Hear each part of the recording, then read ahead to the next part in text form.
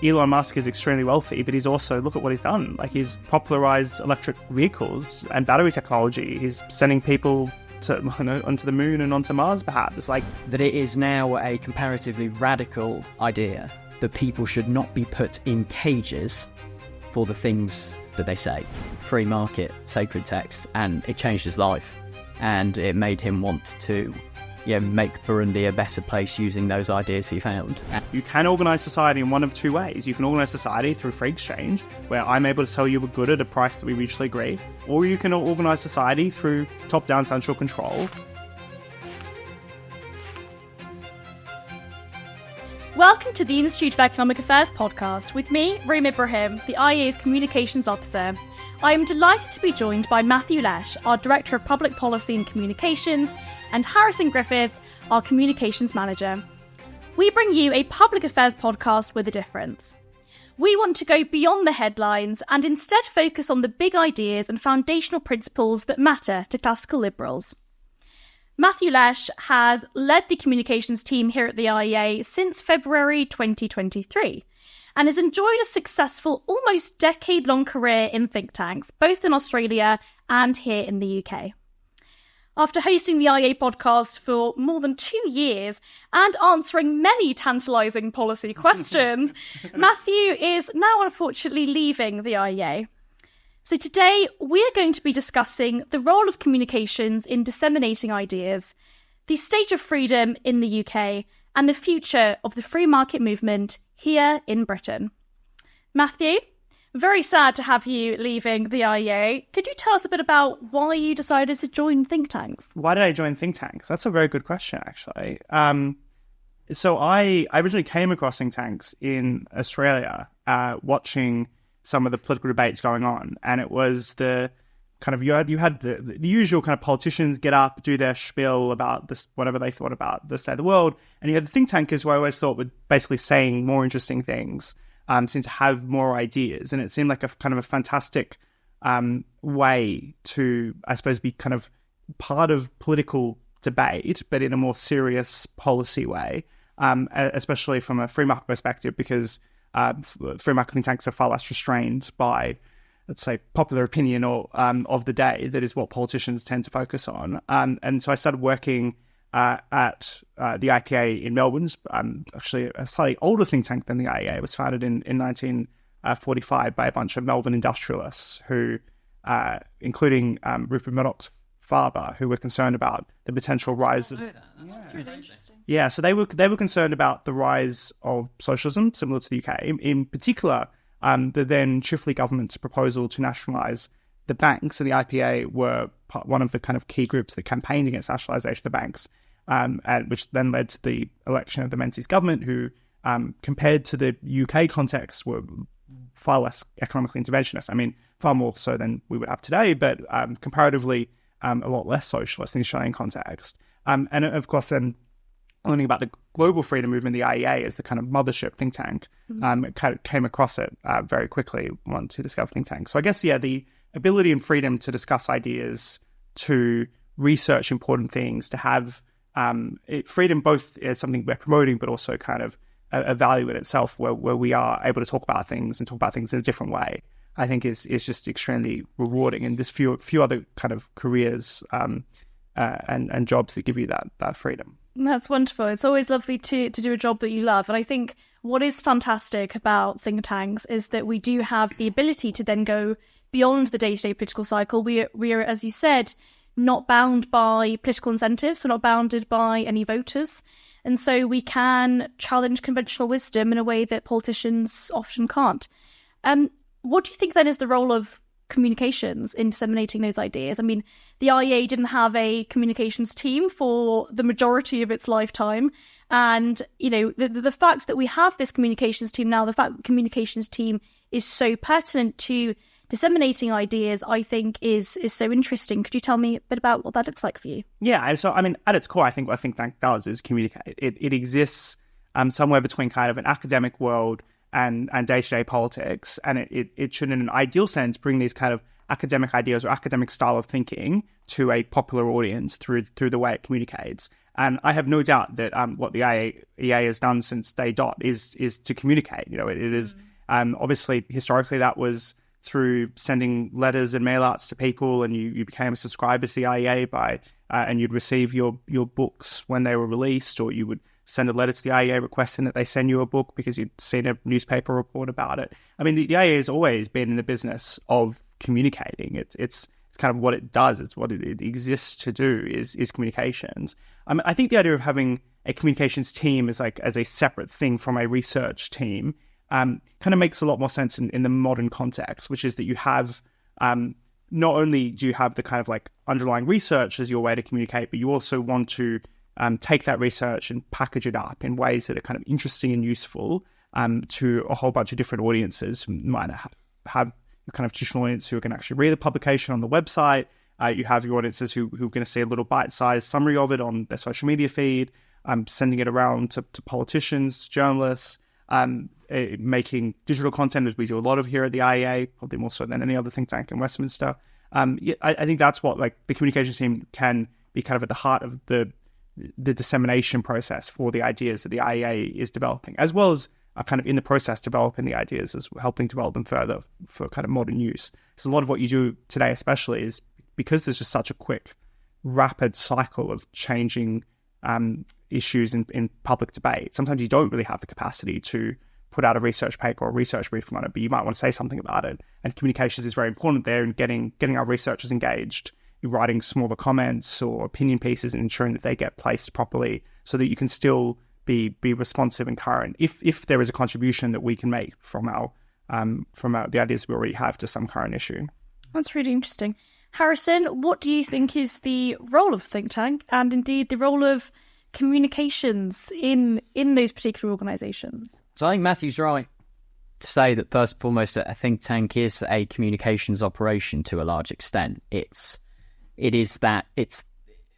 almost a translation process, a conduit between the academy and wider thought. And so it is almost a bit bizarre when you look at the history of the IEA. It's like, well, what are we actually doing? Right? The three of us in communications, are we not just doing what everybody's supposed to be doing? But Matthew's right. I mean, the specialisation is good.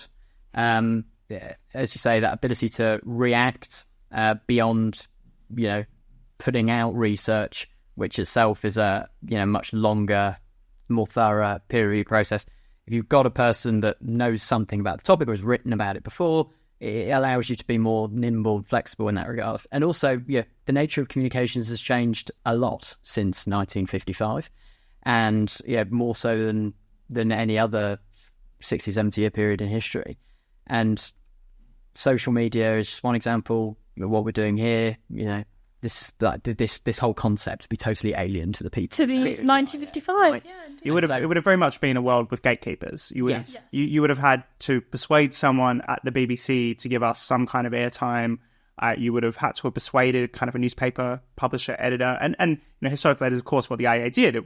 It sat down with journalists, sat down with editors. That part of IEA communications is very consistent over time. But now there's just so many other platforms, so many ways, and so much capacity to get our own ideas to a mass audience. And we really do. I mean, we reach millions and millions of people every month just through our Twitter/X feed alone, let alone all the other places that we're able to communicate. And the reach of it is something I find to be utterly staggering. So it's from lots of different audiences, media, and of course people that consume media, social media, yes, but also students, teachers, academics, but outside the country as well. I mean, you will be aware of Amarv Manarakiza, right? Amarv is an excellent man. He's a wonderful man. A thoroughly inspirational and excellent man in many ways. He heads up a partner organisation of the Initiative for African Trade and Prosperity called CDE Great Lakes. And he was a refugee in Kenya from his home country of Burundi. And he listened to a CD called Ideas for Free Society that was put together by the late great Linda Whetstone, and which just was basically a massive collection of text, some IEA, but more broadly free market sacred text. And it changed his life. and it made him want to make Burundi a better place using those ideas he found. And that, I think, is just one of many remarkable stories of how far our work and our efforts, more broadly speaking, have reached. Just on that, Harrison, I mean, we spoke a little bit about what that looks like in the UK context, but also internationally. I mean, the IEA is part of a global freedom movement. It's part of a huge network of organisations. Yeah, of course, helped establish this network. Famously was helped establish the Atlas Network. Is Anthony Fisher? Was Anthony Fisher, yeah. And as well as helping establish the Fraser Institute in Canada, the Centre for Policy Studies in Australia, as Centre for Independent Studies in Australia. Indeed, yes, I went to visit Basil Fisher's grave very recently, who is Anthony Fisher's, our founder's brother, who passed away at the age of 23 in the Second World War. And the idea is, at least the story goes, that he had found, he'd sort of heard of his brother's death, seen his brother die, and that his brother died fighting for freedom in the UK, fighting for freedom. Battle of Britain pilot.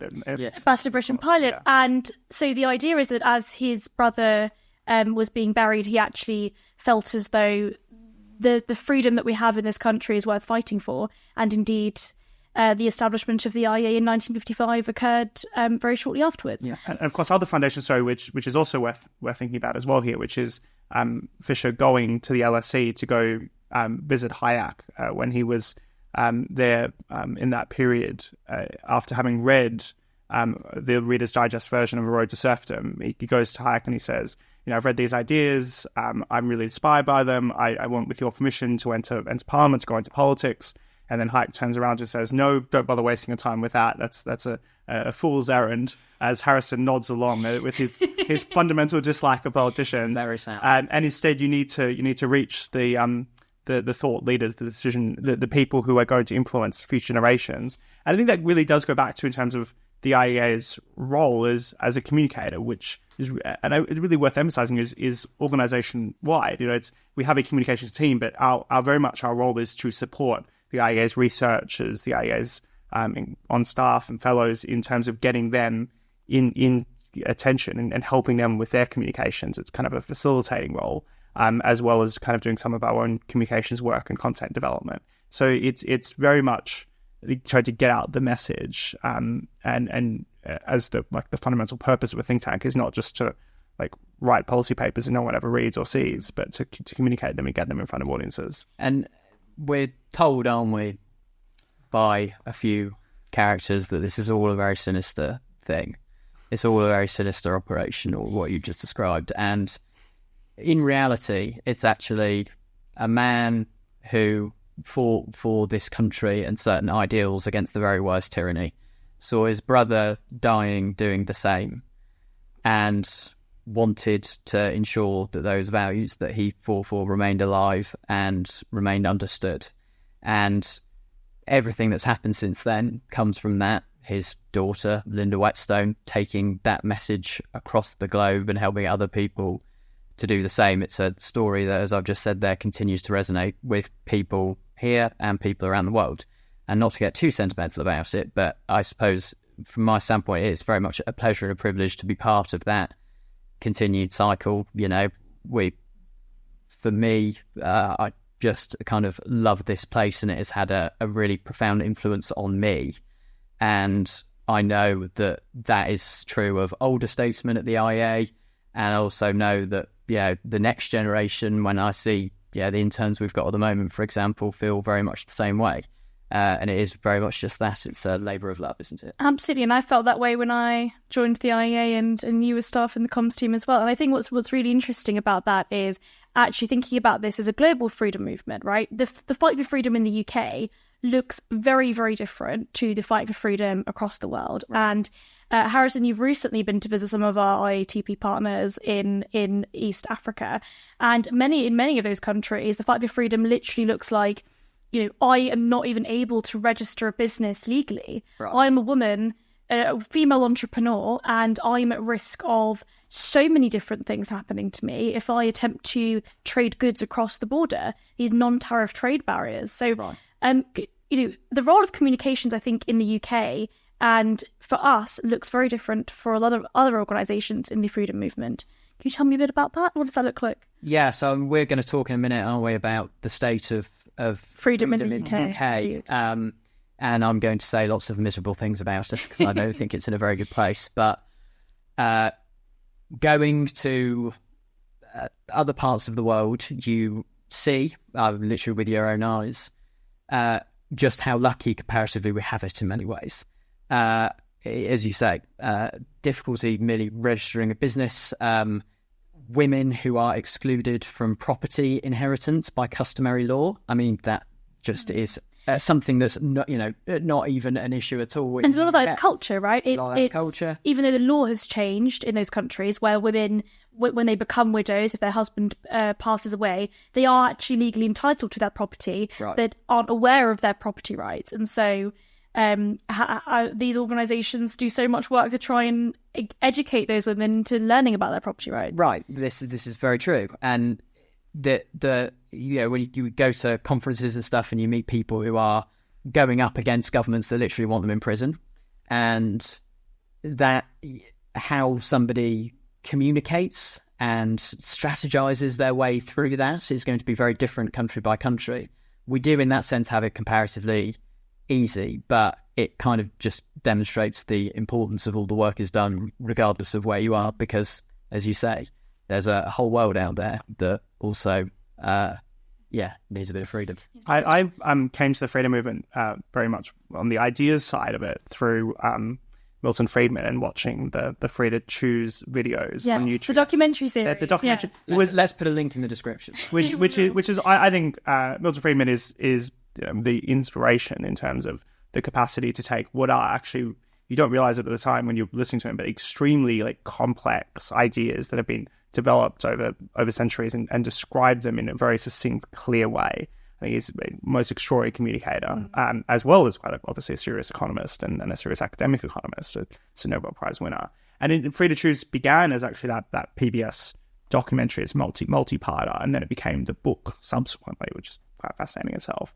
And there's this early moment in Free to Choose where he's standing on the border between Hong Kong and China, then the British colony Hong Kong, and describing how people are very much breaking through the border, going in one direction. No one is trying to escape from Hong Kong into China in the same way. No one was trying to escape from West Berlin into East Berlin or Western Germany. Western Germany, and it's the same story. No one is trying to, even today, no one is trying to go from South Korea to North Korea. No one is trying to cross that border in that direction. It is people who are trying to escape authoritarian regimes and seeking that human freedom. That as much as you hear people will say, we want people, if you ask the public opinion, they always want more state involvement, or they want more state direction. When given a choice, people ultimately do choose to be in freer societies. It's an issue for free societies that so many people want to be in them because they're so prosperous, because they're so successful.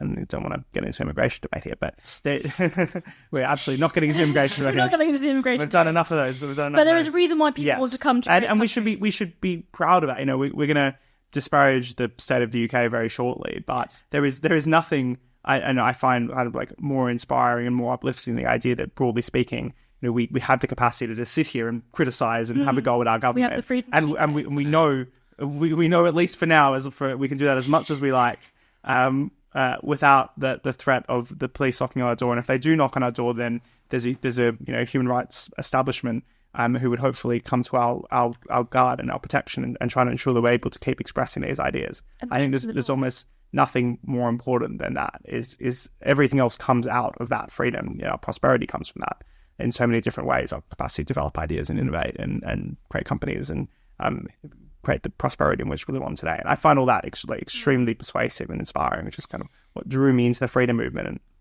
Absolutely, yeah. I think, Ludwig von Mises and others discussed very, very frequently the role of the entrepreneur. I really like Israel Kirzner's description of the role of the entrepreneur in finding resources that have up until this point been undervalued, and the entrepreneur finds these resources, pulls them together, and creates value from that. Matthew, you mentioned Milton Friedman, and I remember one of the first ever clips of Milton Friedman that I saw was him describing Leonard Read's essay, I, Pencil. And I think that's such a fantastic example of a really hard-hitting, in many ways, communication strategy, in that it's such a specific example. So for those of our listeners that might not be aware of I, Pencil, it's effectively this notion that the pencil itself says, nobody in the world, no one individual knows how to create this pencil. Nobody knows how to create this one individual pencil. It is the product of thousands upon thousands upon thousands of people across the world, probably with different cultures and different religions, coming together through the process of the market. That is what incentivizes them to create a product, which means that we all save time and indeed money and resources and get to enjoy this wonderful product, which is a very simple pencil. And the premise there is also very important, which is through voluntary exchange. It's not that you're friends with the person who chops down the tree or who mined the graphite. There's no central commissar. There's no central commissar. There's not even you don't need any of that. You just need people to be able to voluntarily exchange with each other. And there's effectively, and people will say this is an overly simplified dichotomy, but there is some truth to it that Friedman makes, which is you can organize society in one of two ways. You can organize society through free exchange, where I'm able to sell you a good at a price that we mutually agree, or you can organize society through top-down central control. We know every time that's been tried, it's led to authoritarian politics because it's intrinsically linked. If you try to control people's economic decisions, you're also removing any freedom in other realms as well. But it also doesn't work because the commissar doesn't have the knowledge necessary to decide how we should allocate resources throughout the economy. And when the state, we say this in the UK context, we don't quite have central planning yet, but the more central planning we have, the more state direction we have of the economy, the poorer that we risk becoming. And Friedman communicated that very well. Yeah, this I suppose comes down to Friedrich Hayek's knowledge problem, which then goes down to the fact that actually no government or no central commissar can possibly understand the reasons for every single economic exchange throughout a market. Yeah, we're saying we don't even know the reason. We buy things or make decisions. It's I buy lots of things and I have no idea why. Yeah. Well, there's a lack of self-control. I've seen what you do with a free 3 hours in New York City. It doesn't make any sense to me. Yes, that's the point. It's up to me. It's up to me, and I have the freedom to do so. To reveal the process. No one has to tell you what you're allowed to do. Certainly not Harrison will tell you what. No, I certainly wouldn't let him. No, absolutely not. But on that point, Matthew, do you think you could talk a little bit about this sort of key communications messages? What is the kind of hard-hitting message that you found is the best way to actually describe these concepts that we're talking about? I mean, I mentioned iPencil being one of the most effective for me personally growing up and hearing about Milton Friedman's perspective. But what do you think, in your experience as Director of Comms at the IEA, is the most the most effective way to disseminate those kind of ideas? I think it is difficult to talk about these kind of things in the abstract because something like freedom doesn't mean that much to people without some kind of definition framework around it and what it means for them and their life. So is it about you having more opportunity to make decisions about your life paths? You having more money in your pocket to spend in the way that you choose to spend it. It is worth noting that it is a phenomenon of the political elite to have any kind of political philosophy or framework or structure. Most people respond to each individual issue on kind of an instinctual basis. You kind of see this in polity. People are not consistent unless they've been educated in some kind of a framework. But rationally, you would say people have no reason to think about these things systematically. They're just going about living their lives, and they either see their quality of life and then the amount of money they have at the end of the week, what they can buy for that money. They either see that going up or down. So I think this ultimately does go back to, and Friedman was famously utilitarian, is making a practical case for people. There's no point talking at an abstract philosophical level. It is worth for us to have that understanding, and it's worth talking about that and giving people access to that who are interested in that. But I think if you're trying to do mass communications, you've got to be able to get across a message that makes sense to people and is in some way relevant to their lives. And it can often be quite difficult because you often as a free marketeer, you're called up. We get this all the time. We're called up by the BBC to, and this is an example from this week, to defend wealth inequality. And there is an instinctive sense people have about what is not fair. And I think when it comes to like wealth inequality, it's saying if people feel like that wealth is distributed unequally for unfair reasons, because some people have gotten certain privileges in their lives that others haven't had, there is a bit of unfairness to that. So then how do you talk about wealth inequality in a way that does seem, not that every case of wealth inequality or every individual case of wealth is justifiable, but how do you justify it in certain cases? Well, you make a case around the people who are the richest today tend to be the ones who've been the most innovative, entrepreneurial, who've created so much value for the rest of society in the process. And that is, I quite like that idea. If you talk about something like wealth inequality, it's like, well, Elon Musk is extremely wealthy, but he's also, look at what he's done. Like he's popularized electric vehicles and battery technology. He's sending people onto the moon and onto Mars, perhaps. It's like he's done so much, he's created so much value for society, and that's the reason why he's rich. Or Jeff Bezos. I mean, like we're all dependent on Amazon. Yes, he's a billionaire, but geez, he's a billionaire for good reason. And if you see, in that's kind of the mark of a fair society is not the like percentage of wealth inequality or the CEO earning this much. It's about are we living in a society where people are achieving for the right reasons. Now, we can then, and I think we have to be careful here to talk about rent seeking and talk about people who are rich for the wrong reasons because they've taken some advantage from the state or they put some kind of barrier to their competitors in the market. All that stuff we should be fundamentally opposed to. And you've done lots of work on this in regard to the Digital Markets and Competitions Bill, right? The fact that actually a lot of the time, larger companies, I mean, just very specifically with this example, if you're an incumbent in the market and you want to outcompete your smaller competitors, if you impose further regulations, it's actually much easier for those large companies to absorb those regulatory costs. Yeah. But if you are a smaller company, a new entrant into the market, it's much more difficult to do so. And this is another key point here that it boils down to, which is, would you rather have a society where the people who are, say, wealthiest, for example, are those like Jeff Bezos, Elon Musk, who, for the most part, derive their wealth from bringing enormous amounts of convenience, innovation, general utility, joy, value to the world, to people broadly, and that they are judged on whether they do that by people's decision to spend $1 or more on the products that they're responsible in some way for creating. Nobody has ever been forced to buy a product from Amazon. The reason why Bezos is rich is because he has created a product people want to use. Or would you rather have a society where the wealthy elites are people who gain from extraction, from people who are connected, some kind of official, or perhaps are themselves some kind of violent cartel? Because there is no society where you have strict universal egalitarianism. Just look at who's rich in China, who's rich in China, who's rich in Russia. It's the oligarchs, the people who are associated with the state who can get the most favoritism out of it. So Sweden, the United States and Russia all rank about fairly similarly on the Gini index, and they are unequal for very, very different reasons. America is generally, I mean, obviously there's a lot of crony capitalism in America, but generally speaking, income inequality in America is not a bad thing.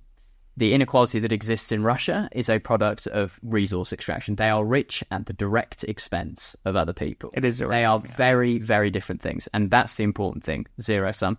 Just briefly, I would ever slightly disagree with what Matthew said on making a practical case. I think it's making the first principles case rather than the consequentialist case. So I think it's broadly correct, and particularly when you're talking about an issue in the news, you need to take it on its own terms. But I think generally speaking, people operate off very strong heuristics. They may not have an ideology in the way that any of us or basically everybody in SW1 has, even if they like to pretend that they're super practical and pragmatic. They may not have an ideology in that sense, but they do have dominant heuristics. They're dominant kind of feelings that seem to have very inconsistent outcomes. Why do people feel that wealth inequality should be lower? But, for example, there's a very strong feeling against inheritance tax. These are different heuristics competing against each other. I think if you want to change people's heuristics, their rules of thumb for thinking about issues, you need to do so in a more kind of principles, values-based way. But I think I think the sort of correct answer in a way is sort of in between both of what you've both said. I think that I have this argument a lot with different people. People say that, oh, Reem, you're too dogmatic, you're too ideological, you think too much about the idealistic perspective on what you think your ideal society should look like, rather than the practical realities of what things actually should be. But I think that we make all of those arguments, right? The only paper I've written for the IEA yet, as of yet, is a co-written paper with Christopher Snowdon on the disposable vapes ban. And yes, we made the argument that disposable vapes should not be illegal because people should be free to do as they wish with their own bodies. But then we also make the consequentialist arguments that actually this kind of ban is incredibly arbitrary and doesn't work. And that in reality, if we're following these arguments, double the number of 11 to 17-year-olds drink alcohol regularly than vape regularly. So on these exact same arguments, we're going to also have to ban alcohol for every single person in the country, which would not fly. So I think it's interesting. I think we have to make both of those arguments, both the first principles. We believe in people having the freedom to choose, but at the same time, consequentially, they have really excellent outcomes as well. The state of freedom in the UK. Yeah. Thoughts and feelings. Matthew, what do you think? Harrison, you go first. You give us the pessimism. It's not great. We are, I would argue, in quite an alarming position that's been developing for a very long time. I'd argue the post-war period in the UK is mostly a march towards authoritarianism that's ever so slightly tempered in the 80s and early 90s. We've seen the controversy about freedom of speech in this country unravelling over the past few weeks, and this didn't happen overnight. The pace of change has been so slow that it is now a comparatively radical idea that people should not be put in cages for the things that they say, for expressing a viewpoint. That, to me, is truly bizarre. Because when words, as I wrote in the newsletter talking point last week, words are not violent.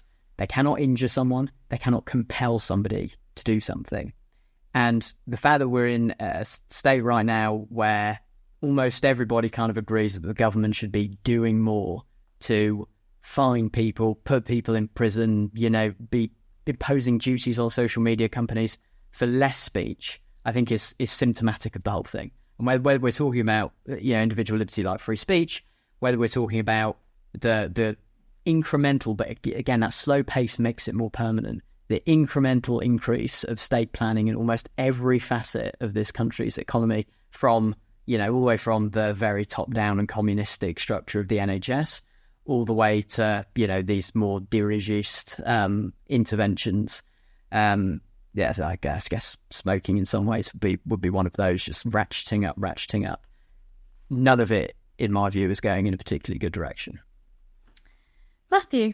So I think you're right. There's a lot of reasons to be unhappy. I think there's a big structural kind of economic challenge when it comes to the economic fiscal size of the state, which is you have this aging population, aging voting bloc who are sharp at the polls and demand more and more handouts and more spending on their priorities, particularly social care and healthcare, as well as pensions. So you have this longer term structural issue, where you're going to see potentially a declining number of working people taxed more and more in order to pay for all these benefits for older populations. I think that's extremely destructive societally.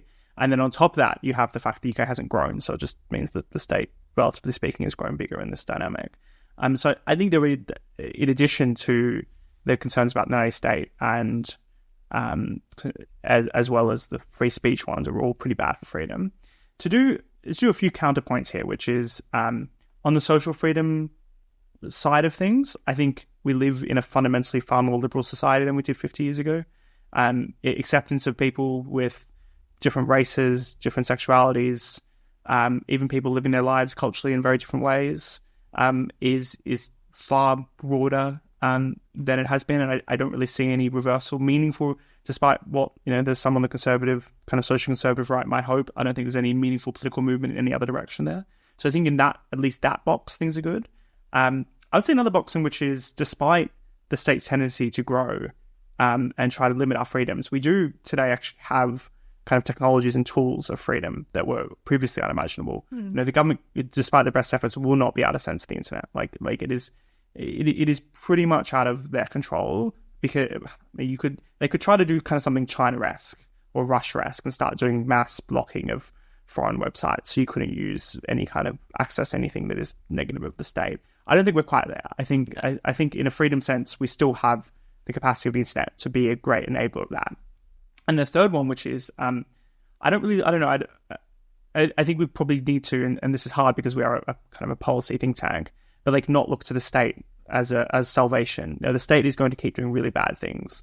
But it's what gives me kind of hope for freedom or hope for our general prosperity is the entrepreneurs who are doing the innovative, creative things that we see today. Not to be a bit generic about it, but something like that. What we can do with an AI chatbot today is quite extraordinary. The state's managed to not stop it.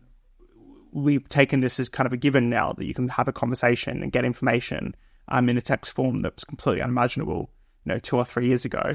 The quality of AI-generated imagery and that we use all the time, videos. It's those kind of like technologies that are going to ultimately, I suppose, be freeing in a way or liberalizing in a way, are going to give us prosperity. And for the most part, I think we are going to be able to achieve them, even if the state is a little bit more of a barrier than it should be.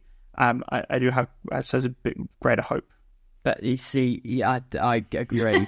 I do agree, right? You don't have to be miserable all the time. I do. We in many ways we live in the freest, most prosperous time, and we're incredibly lucky to be here. It would be nice if the state was a bit smaller. It would be nice if there wasn't an Offensive Communications Act. It would, like obviously all these things would be better, but I don't know, compared to where we are in the UK, as you've said, in the international context, to some of the partners we work with, or somewhere like China, which is taking or Russia taking very much a stronger authoritarian turn. I don't think we can be too pessimistic, as much as we need to defend what we have and safeguard it for the future. Yes, get better.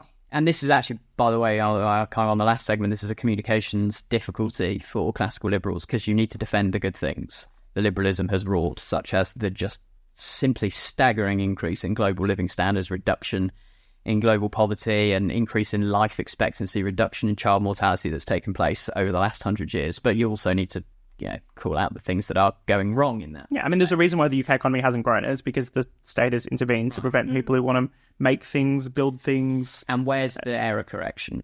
This is my worry, because it seems to me that because the state does not have a clear binding incentive structure or information mechanism to connect its survival and its success to the survival and success of the wider economy, that means that the state tends to only fix things when they're so broke nobody can ignore it. So take the 70s, where every single person in this country was experiencing, whether in the early 70s with the 3-day week, or whether in the late 70s with bids piling up everywhere. This made everybody realise that something had to change. The post-war Keynesian consensus has failed.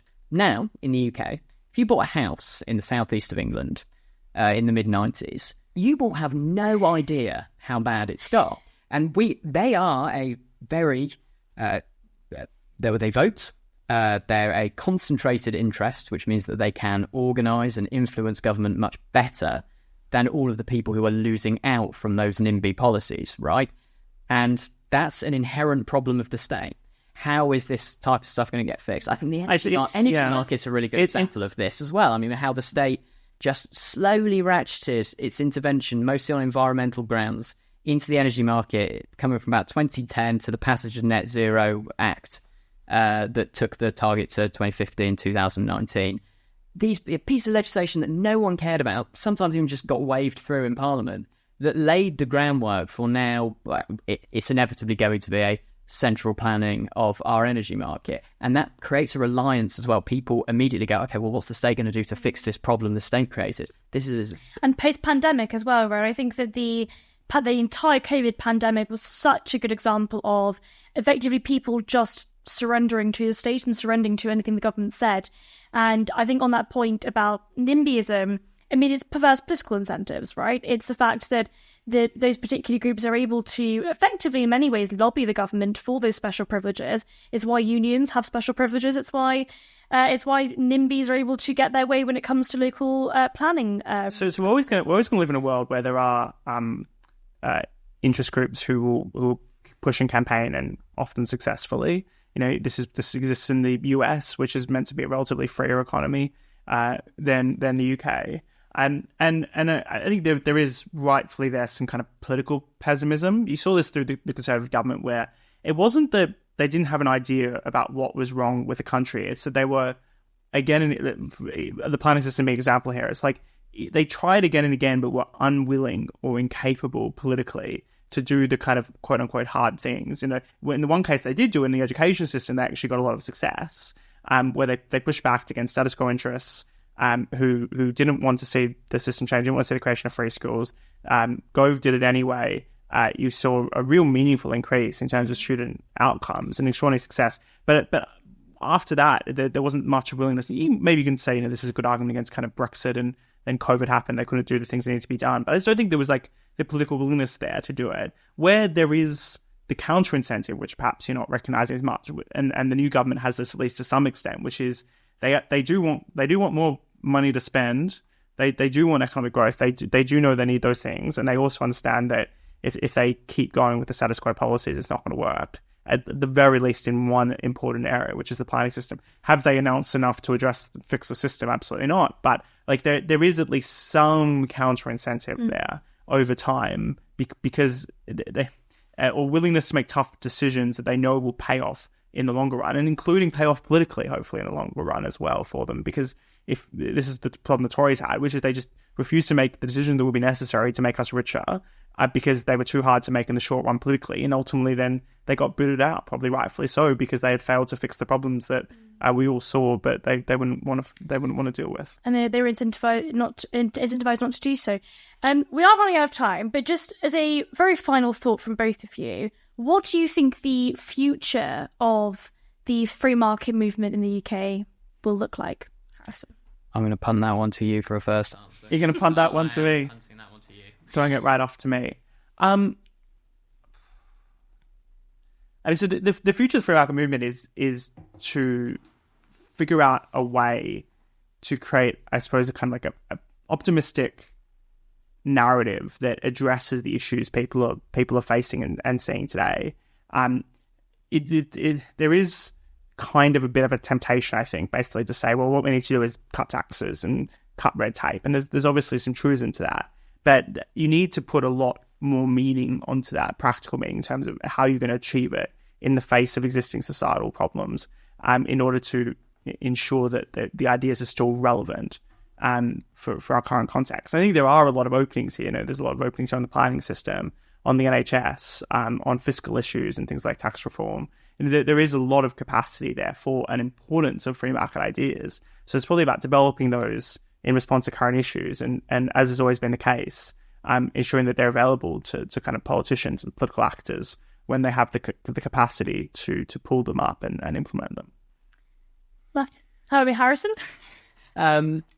Yeah, so I broadly agree with that. And by the way, pessimistic though I am, I'm not lacking in will. That is an important thing for our entire movement, is that it kind of feels like it's quite dark at the moment, that things are going in a more liberal direction, and that's profoundly regrettable from a human flourishing point of view. But things can change remarkably quickly. And I think it was Milton Friedman that said the job of a think tank is to put the ideas on the shelf for that moment when somebody wants to come and pick it up. And I don't know when that moment will be. I hope it will be soon.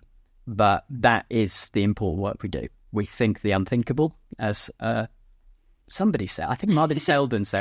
So we're here to think the unthinkable, because in the hope that one day somebody will be able to come along and enact that. I have no doubt that at some point that day will come, and that we will be in a strong position. In the short term, I'm not so optimistic. But in the long term, there are many great minds who can make that change and kind of fix things, change things for the better. And we are so privileged to work at an organisation that fights for that freer and more prosperous future, I think. Both of you, Matthew and Harrison, thank you so much for joining me. And Matthew, we are going to miss you absolutely terribly. We are. But I'm sure that in everything that you do I'll be back. in the future, you'll be back. And we will be back on the same time podcast, next of course. Yeah. Definitely. And in everything you do in the future, you will be fighting for that vision of a freer and more prosperous society, I am sure. Thank you, both of you, and thank you to all of you for listening. If you enjoyed this edition of the IEA's today's podcast, do check out our other episodes as well. And if you're interested in any of our research, do check out the website on iea.org.uk. Thank you.